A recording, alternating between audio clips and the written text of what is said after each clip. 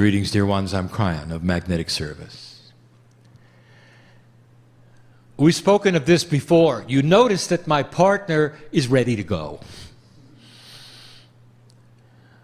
He doesn't take cleansing breaths. He doesn't prepare himself corporally to have this, which is an unusual altered state for a human being, to step aside and allow a purity to come through the pineal, the portal to the other side, and not prepare for it? And there would be some who would look at it and say, it's proof he's not channeling. And they don't understand. And we've spoken of it so many times, and those who have listened, they already know what I'm going to say. That the human being has the right within their magnificence to meld with spirit to such a degree that you don't turn it on and off anymore. You don't meditate and you turn it on and you turn it off. You're meditating when you're doing the laundry, and you're meditating while you're driving your car. Because it's intrinsically part of you. It's instinctual that the peace of God in you would be alive and well 24/7. And that's the invitation. It always has been. And we invited my partner to meld with us some years ago, and he did. And we pop in and out of his channeling, and some of you know it. His lecturing is my channeling. Sometimes. The energy shifts. And so that explains why when he sits in the chair, there is no reason to adjust. He's already there. And so what I want to present today is different than yesterday. And so I want you to relax, my partner, for there are no lists, and there's no minutia, and there's no new academic information that sometimes is difficult to translate. It's going to be a summary of sorts, and yet not a summary of sorts. I want you to hear something from us. And what is us? What are you hearing right now? It is a consciousness that is supposed to be that from the other side of the veil, and yet we have told you that God does not have a mind. Humanity tends to take that which is God and humanize it. Humanity thinks about what would the mind of God say or do and be, as though God thinks like humanity. I can't tell you how God thinks, because there is no synapse, dear ones. I want to give you information about you and about us. It's hard to even title this channel. And so I'll wait. There is no mind of God. There is only love. God is love. If you could imagine not an emotion, but a thickness of being, of reality that was multidimensional, which means it was unseeable, where you could actually measure the vibration of light and hear it in the air, where the sonorities of it would ring in your multidimensional ears, which you don't really have when you're on the other side of the veil, and it imbues you as part of the universe, and you don't float, and you don't have a situation where you are any place, you just are. You share the very fabric of the actual atomic structure of all that is. And yet you have a name. And your soul represents a piece and a part of that which is God. The piece and the part that can exist in 3D. But you don't know who God is. No, really. And so that which is all that is wants to talk to you about you.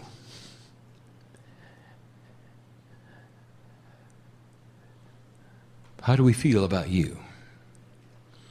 I only can give you your perspective based upon your type of thinking, based upon the emotions that you have, the highest of which are compassion and love.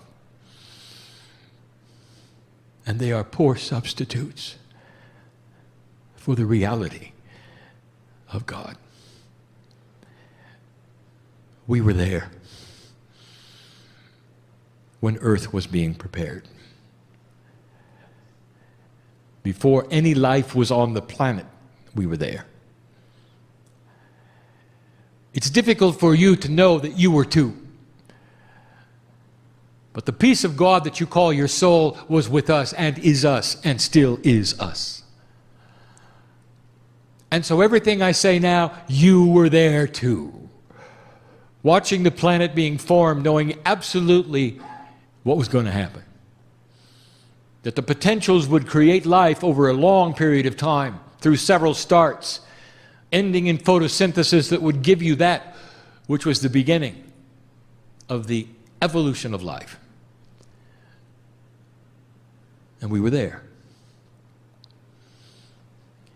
And we watched humanity develop, not as souls and pieces of God, but simply life.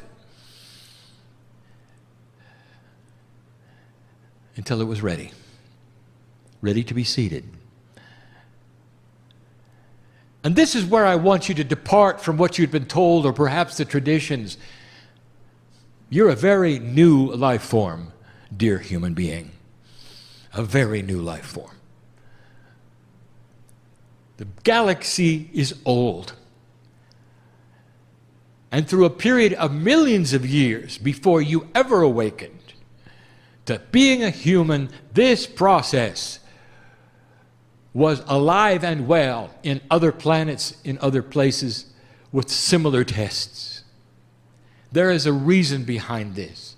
All from God, all from God. The creative source, which created the universe, according to some astronomers, biased for life, against all odds, intelligent design. They're seeing it, and they're right. And we've told you that you're going to find the double helix structure for DNA everywhere in the galaxy, everywhere. We've told you that when you discover life, and you will at the microbial level, in your own solar system, you'll find DNA. And you'll find that so much of it, so common, it's everywhere. It's the structure of life. This had happened before. And now it was going to happen here on earth. And we're here.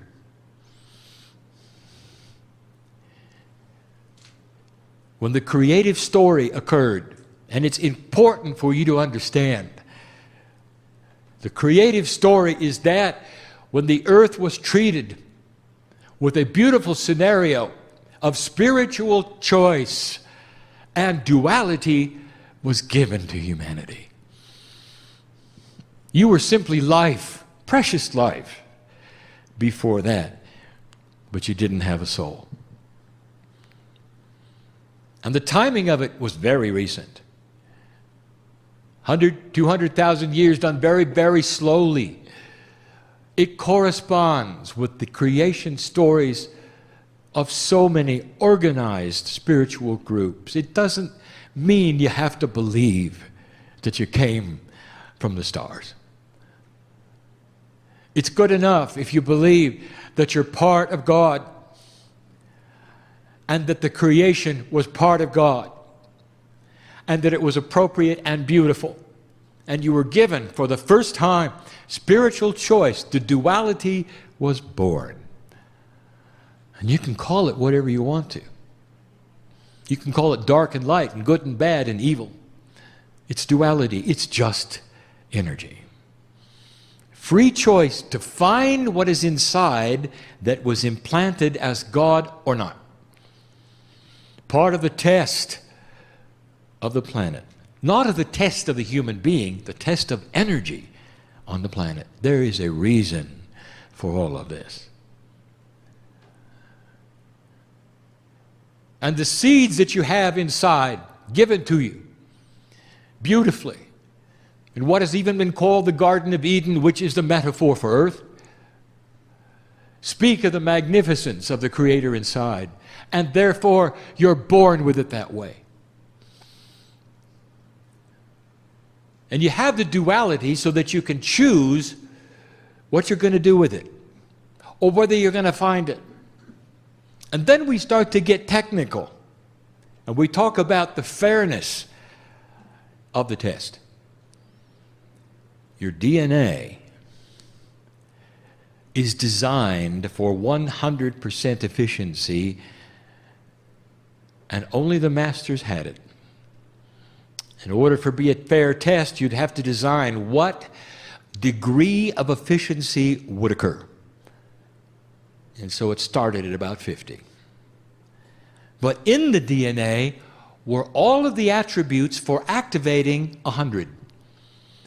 So you don't get activated DNA from the sky, you get it from inside through a process which then creates the instructions to be given to your DNA that will allow it to operate better. In other words, you're born with the full package. But the energy of the planet that you have created gives you the efficiency factor. And it started. As Lemurians, at 50% or more, you were doing a lot more than you are now at 30. And humanity started the test. And it balanced itself, and it went up and it went down. Finally, it was in the 20s. You went through 4 decision points, and you didn't graduate in any of them.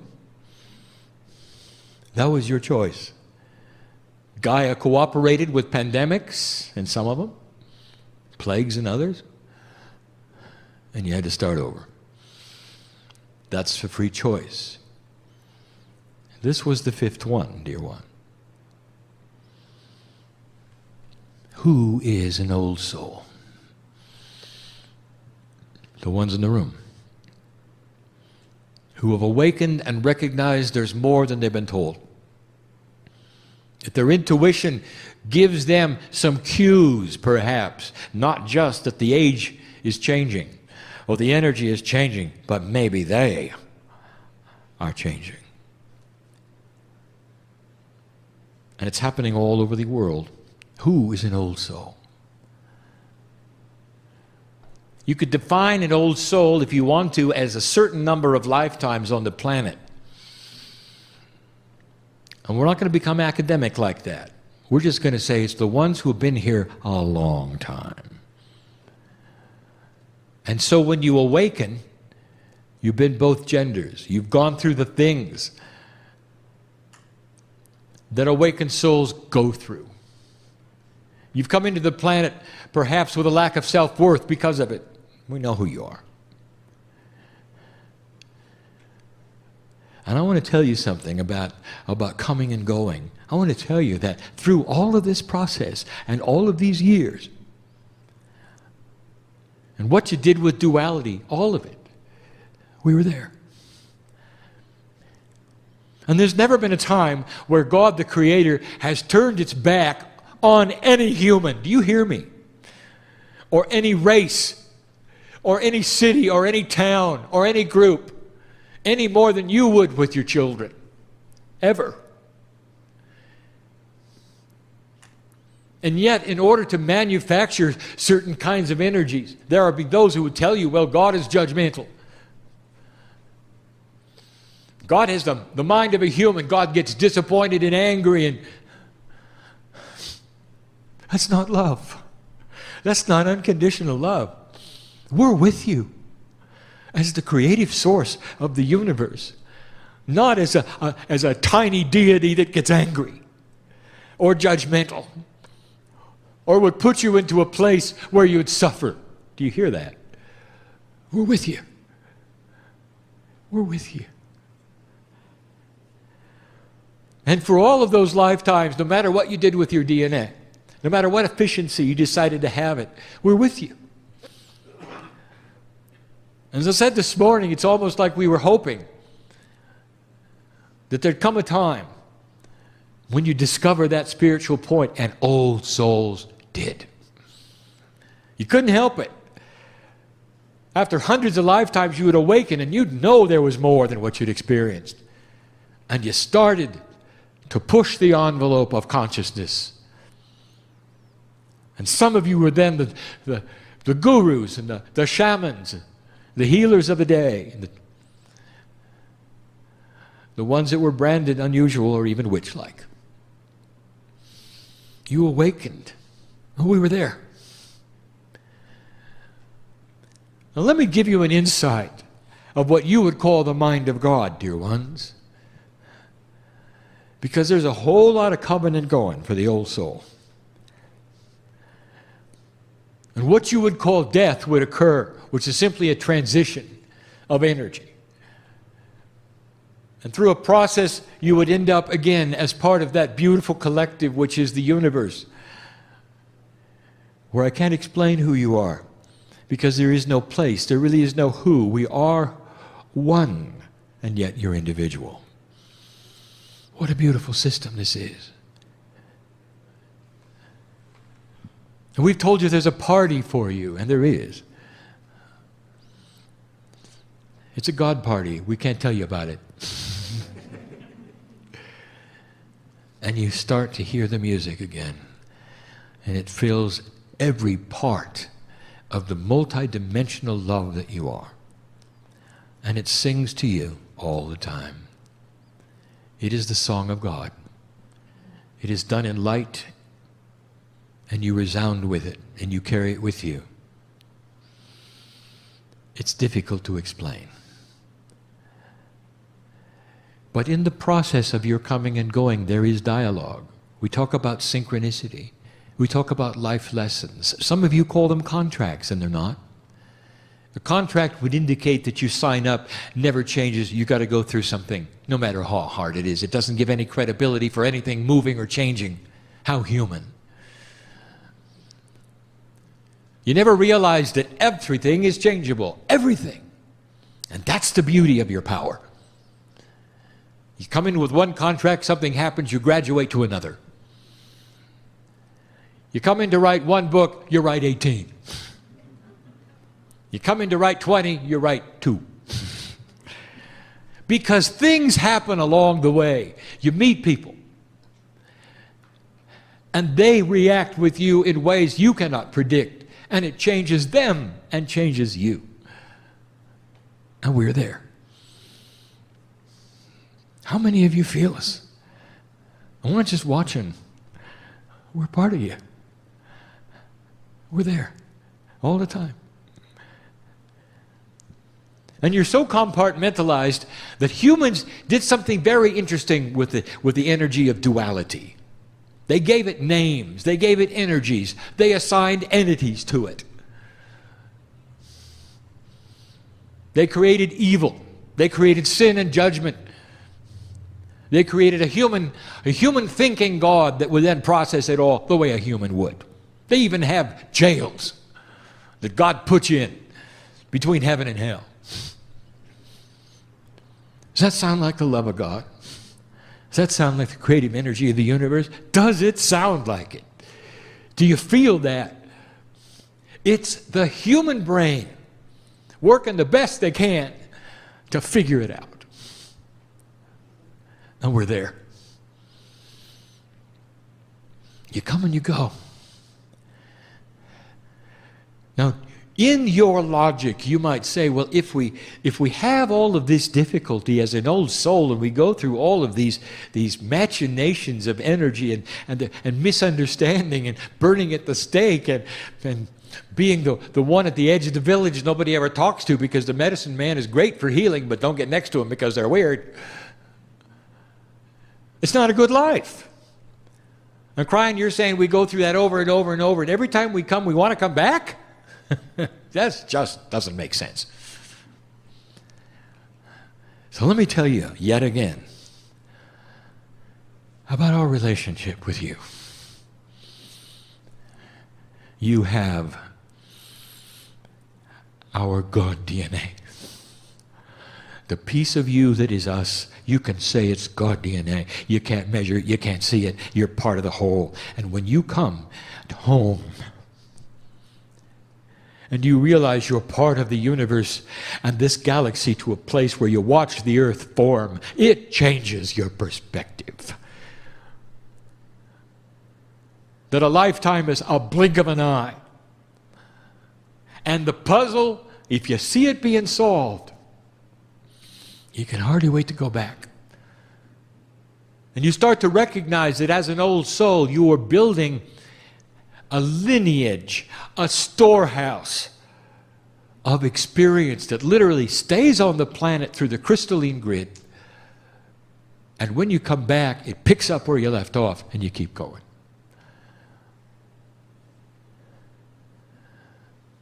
Avatars for the planet Earth, you become. And every time you come in, that which is Gaia recognizes you, greets you in the cave of creation in a way that I cannot even explain. It's not with the mind of God. It's with love. The purest love you can imagine. It's not even an emotion. Mother, what is the feeling when you look into the eyes of your child on your chest for the first time in their life? What is the feeling? Is it emotion? Or is it a way of life? And the answer, it's a way of life. It cannot be measured.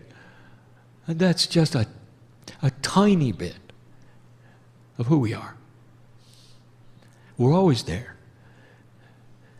We're with you now as you sit in the chair listening to this message, and some of you are realizing this is real. It's not a man in the chair pretending. Because we want to somehow transmit to you how we feel about you. And we can only do it in your terms. And the best thing we can say is we are there all the time. We're there watching when you sleep. We're there watching when you cry and when you laugh. When you're in trouble and when you're with fear, it just doesn't change. We're just always there. The soup of God is absolute. It's there now. We know who's watching and who's in the room and the puzzles they have and the complexities they have and the worries and the fears. How long will they last? What's going on? Why are they uncomfortable? And we're here. It's so interesting for us to watch you turn around and come back into the planet. So many times we spoke about this attribute, the wind of birth. That's our expression of when you come into the planet, you take your first breath. And your soul fills up and your Akash starts to work and all the things, your DNA takes the measurement of where it's supposed to be depending upon where Gaia has established it through human consciousness. And you continue. And we've said it before, every woman in the room has experienced battle and every man in the room has given birth. And there's so much human experience here. And how do we feel about that? Remember your family. We're not just talking about the corporeal humanity that is here. Do you understand or not that if you're doing it this time around on this planet, you probably did it before on another? Are you aware of that? Do you know that this is what you do? And you didn't look a whole lot different then either, because DNA is DNA. It forms symmetry and does its job depending upon the gravitational aspects of the planet. Your seed spiritual DNA came from the seven sisters, and we've told you this, you don't have to believe it. It's a cluster of more than 9 stars. They look like they're close together. From Earth, they're not. It's just how you perceive them. That's why they're the constellation you see in the patterning. As you get closer to them, they don't look that way. From a planet who went through what you did. And what if I told you you were there too? How does it make you feel to know that you haven't always been a human? And to some, they'll say, well, it's time to turn off the channel because now you crossed the line. Have I crossed the line, or are you not ready to hear the majesty that you contain? The magnificence of your decisions to return. And we look at you.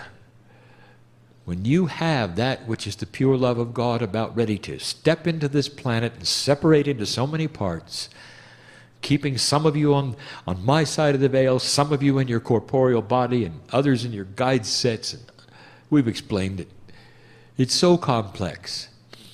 And you look at us and you said, this is important. And in you come. How do we feel about that? How can we love you any more than we do? We're there.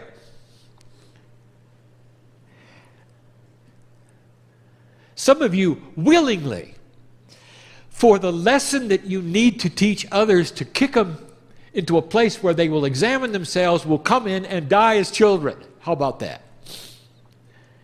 And I stand and look at you in the wind of the birth and I say, you know, you're going to last for 3 years and it's not going to be pretty. Because you're going to catch a disease and you're going to die in their arms. And you look and you say, and that is magnificent. Because what they will get out of it is that God will be seen in their hearts. And that although it's a tragedy for humanity, for the first time they will awaken, and from then on, they will have that spiritual attribute. And it's worth it. And how do we feel about that? Because we're there. We're not just watching, we're there. We're part of you.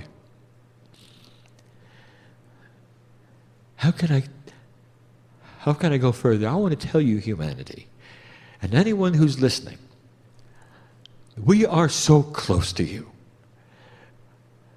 All the masters who ever walked the planet have told you the same thing. You don't have to die to meet us. We're there. We've always been there. And as you now move into a new energy where you're increasing the DNA efficiency and things will begin to occur and old souls will begin to awaken even more, living longer, the glass starts to clear. And how do we feel about that? If I haven't said it before, it's about time. Because finally, the hand that's reached out to you for hundreds of thousands of years, since you ever had duality, you're going to feel it and you're going to see it and you're going to take it and you'll never be the same. And so this would be a good time for that. To awaken to the reality, perhaps, that we are there. That we've always been there. That the mind of God is not the mind of a human being. It's the consciousness of love in an unconditional passion that will always be awake, watching and loving. Because we're always there. That's the message of the day. It's not filled with a lot of new attributes or lists or things to remember. I just want you to leave with just one attribute. We're there. And when you're within sorrow, we're there. And when you're happy, we're there. I want you to meld with that which you call your higher self to such a degree that you can't tell the difference between your meditation and your non-meditation. And I want to tell you, if you get to that state, you're going to watch corporeal changes in you. Things that you didn't expect, including remissions of things. I know who's here. I know what some of you are facing. Family, because we're with you. We're here. Now I'm going to say in a moment that the channel is over. And the human being's tendency is to compartmentalize everything. And you're going to look at your watches and your clocks, and you're going to make your plans, and you're going to walk out of the room. And there's a tendency for saying, well, that channel was nice. And you'll say, well, but that energy is over. No, it is not over. I don't even want to say the last words, because I want to imbue the fact that we are with you to such a degree that when you walk out of the room, there is no difference than when you're sitting here. None. That's what we want, because we're with you. And we want you to feel it and recognize us so we can walk hand in hand and cure this planet of a low vibration. To bring it to a place where it is ready to say, there will never be war again. That a high consciousness would never kill another human being for any reason like that. That the whole purpose of humanity would be to live together, to find ways of creating cities without wasting resource. A brand new kind of thinking that will be intuitive eventually to your children. That is what we have seen before. That is what some of you have done before. You have a memory, an imprint that is beyond your akash, where you did this other places, and now you're doing it again. And so some of you ought to be celebrating. This is happening yet again. And we're there. This is the message of the day. It's the message of the year. It's the message for the rest of your life. And the one after that. And the one after that. And so it is.